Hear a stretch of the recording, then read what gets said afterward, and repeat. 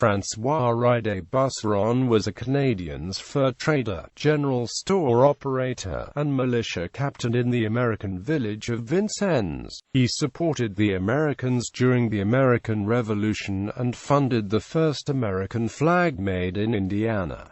As a U.S. citizen, he would serve as a judge in the Court of General Quarter Sessions. Busseron was born in 1748, when the Northwest Territory was still part of New France. The territory became the domain of the British Empire following the French and Indian War, but Busseron elected to stay. On hearing the news of the American Revolution and the French alliance from Father Jabot, however, Busseron sided for the Americans. When Lt. Governor Henry Hamilton retook control of Fort Sackville and confiscated local supplies of ammunition, Busseron, along with Colonel Legras, buried the greater part of the powder and ball. George Rogers Clark and his American forces arrived on the 23rd of February 1779, his black powder ruined while wading across the Wabash River. Clark wrote of Legras and Busseron, "We found ourselves well supplied by those gentlemen." Hamilton noted not only that Busseron supplied Clark with powder, but that he also offered the services of himself and 75 men of the Vincennes militia, which greatly discouraged the Canadians inside Fort Sackville. Busseron was involved in many of the Vincennes militia actions,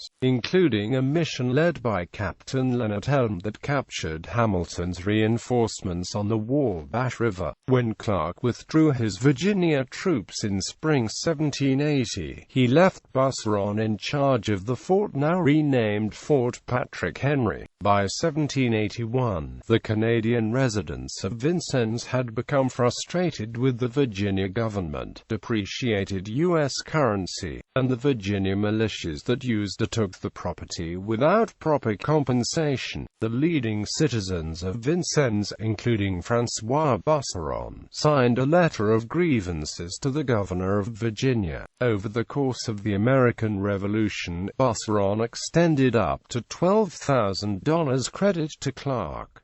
None of this was ever repaid to him. He and all but one of his children died in poverty. Busseron died in 1791 at age 43. Joseph Soames says he died a broken and much disillusioned man. Quote, "He is buried near the old French cathedral in Vincennes, next to the George Rogers Clark National Historic Park. Busseron Street, in Vincennes, is named in honor of François Busseron. Busseron Creek and Busseron Township, both in Knox County, Indiana, are also named for him."